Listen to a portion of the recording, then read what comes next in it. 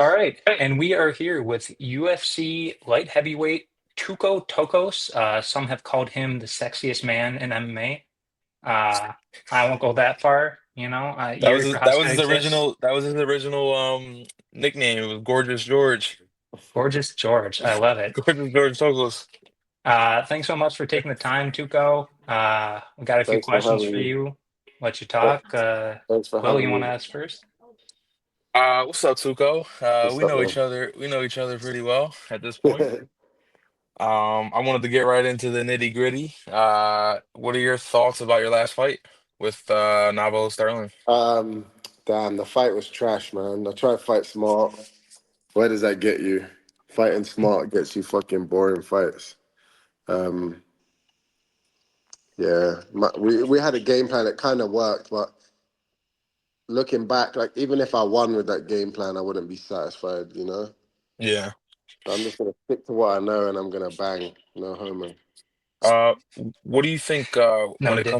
when it comes to the fight that you had?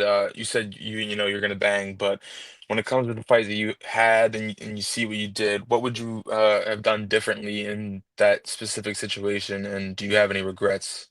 Yeah, I probably would have just got to it earlier because he got tired after a couple rounds. But first round, like I knew he was gonna come out hot, so the plan was like move around, don't get hit clean, just move around, let him work, let him chase, let him get tired, let the occasion get to him of his debut.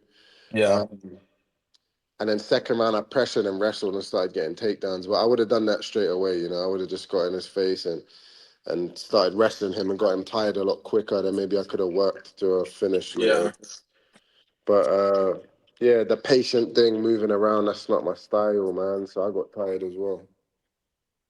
yeah, man. I'll say watching it in person and then watching it on the broadcast, two different experiences. I know you Yeah, didn't experience that because you lived it. It was through your eyes. So. When you look back on the broadcast, the fight looks a lot closer. yeah, for Over the sure. Like a lot of people had it 1-1 going into the third. Oh, Um, 100%. yeah, and then but I got tired as well in the third, and I know I had a hard camp. I had injuries. I wasn't at my best, but it's in the past now. Coulda, shoulda, woulda. Yeah, Hmm. man. I remember the beginning of your camp, you got hurt. I was down there with you at Kill Cliff when you um started your camp, and man, it was hard to see you in that condition. I'm not gonna say any specifics, but it Yeah. definitely was in the back of my mind, and I didn't want to bring it up and cast any aspersions of bad juju on the fight, but yeah, man, it's definitely in the back of my head. Yeah, but fighting in Florida for the first time, I've lived in Florida for 7 years. I never Yeah. fought, so I was never gonna pull out, and I really felt I could win that fight. So I was motivated to fight, but my body just wasn't 100%. Yeah. Yeah, for sure. I wanted to go since you're one of the only guys or the only guy from London in the UFC. I think that's right. Who else is from London in the UFC? We have Nathaniel Wood and now Lonnie Kavanagh, Okay. who's a stud Um, man. He's gonna be the flyweight champ. I wanted your thoughts on the state of European MMA and then specifically England, MMA in England, and then even more specifically London, like upcoming Dude, it's London's going crazy now. Like compared to when I left. Like we trained in a shitty little gym. There wasn't a lot of us. There was like 10 pros on the mat sometimes. There weren't a lot of shows, there weren't a lot of opportunities. Now, like last time I went there to train, it was on the way to Paris. Brendan and I went to London for a couple of weeks before. And bro, the gym now, GB top team, it's like Brad Pickett, Ashley Grimshaw, the guys that used to coach me, but now they have like a big facility and there's like 30, 40 pros on the mat. It's crazy. So it's going up mm, and the kids are so much better than we were at that age. So it's like the scene's definitely growing. There's a lot more shows, a lot more opportunities, and as well, I think London in general is like becoming more renowned when it comes to just pop culture and like music, fashion, no, for sure. nothing. So it's like there's people in America listening to music from London now. So everything is gonna follow on from that, like I fighters mean, fighting, all that kind of stuff. So yeah, I think the scene's great over there right now. Yeah, man, London's very diverse in current culture. So you see all types of guys coming out of there. Who are some specific people to look for coming out of that Oh, area? bro, they're starting to actually make it. Like Lonnie Kavanagh. You got Nathaniel Wood, but he's been around forever. Lonnie Kavanagh was a kid who just got signed to the UFC, just won his debut in Macau. Lonnie is a freak. Like I'm talking like 10 years ago, he was a freak. Yeah. And now he's like grown into a man and he's in the UFC, he's undefeated. He's Mm. gonna go really far, bro. This kid's a freak. He's a video game when you see him striking. And he can wrestle and grapple as well now. So it's like he has a very high ceiling. You got a few other guys getting into the UFC. There was a guy, Mario Pinto, he won on the um, Contender Series. He's in the UFC now at heavyweight. My guy Stuart Austin trains him. Um, Mm. and there's a lot of guys coming through, man. And there's a few guys fighting on LFL, this Levels Fight League in Holland. Guys on Cage Warriors. There's a bunch of guys. Muhyiddin Abu Bakr, he's like a Somali Londoner. He's Mm. fighting, I think, tomorrow on UAE Warriors. He Oh, should be in the wow. UFC I soon at know. flyweight. There's Um, a there's there's a there's a bunch of guy guys. from that region that I'm pretty excited to see for this year. Shamrock. Yeah, that's my boy. Yeah, you know him. I know. Yeah, that's a guy that I'm excited to see where he lands this year. Yeah. And he's got one of the best characters in MMA, man. He should be on that London card for real. They Yeah, should that'd have be put him cool. on the London card because he had a few pullouts on Octagon. But if you don't follow him on social media, Shemrock, I think it's Shemrock BJJ. His IG is so funny, man. He's a fucking joker. Like he's got some great fucking banter. Yeah, he should be in the UFC this year for sure, man, because he's peaking. He's hitting his peak. Yeah, And man, I could see it for sure. yeah, he's cool, man. Dax, you have anything for Tuco? Yeah, I got a few questions. A little more hard hitting, but first off, you've fought a bunch of guys. You train at Cliff with some of the best in the world. Um, who is this is a serious question, okay? Who's the smelliest guy you've ever rolled with? Smelliest guy. It's got to be a UFC or a Fury. Some guys just stank. Dude, I've trained with guys. What's his name? Guys that I've actually fought. Like, what's his name? Myron Dennis. He stunk of weed. Like, he ain't washed his beard in fucking years. He's a stinky guy. Hey, order for one. Uh, Order for one, Tokkos. um, in the gym, Emiliano Sordi is quite a sweaty guy. Mm. Some guys just sweat a lot. That's my guy Yeah. though. Um, But there's some guys I've trained with that are absolutely stinky guys. Like, but I don't even know their names. Guys from like random places in the world. Yeah. Like they're guys from the stands and all that shit. Some of them are just Mm. stinky guys, man. Some guys you don't Something even know their something names. Stan. Yeah, they come in the gym and they stink. That Yeah. what was his name? Bogazit.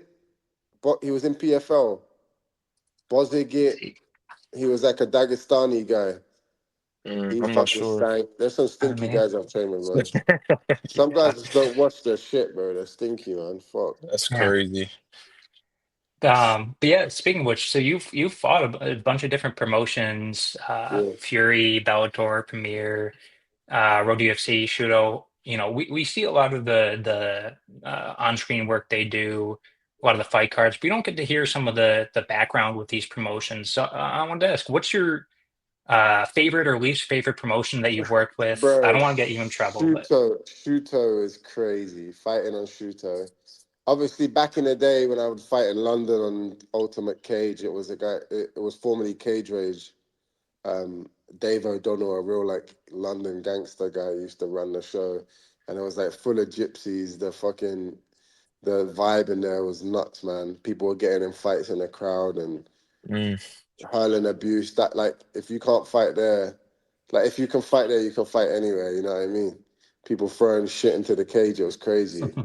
Um, but Shuto in Brazil, fighting in Brazil was fucking crazy. In the favela in Rio, in Flamingo, where like Jose Aldo's from, and it was crazy, bro. Like the backstage was just open air.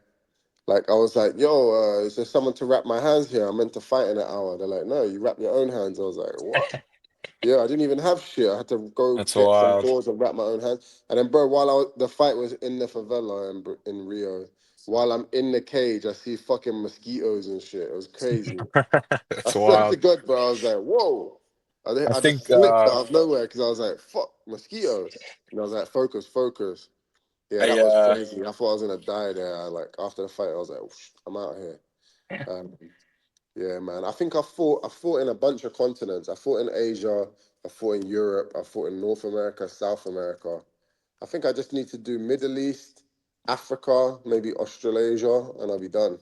mm, Oh you yeah. think you'll get it done? Maybe I'll do that. Yeah.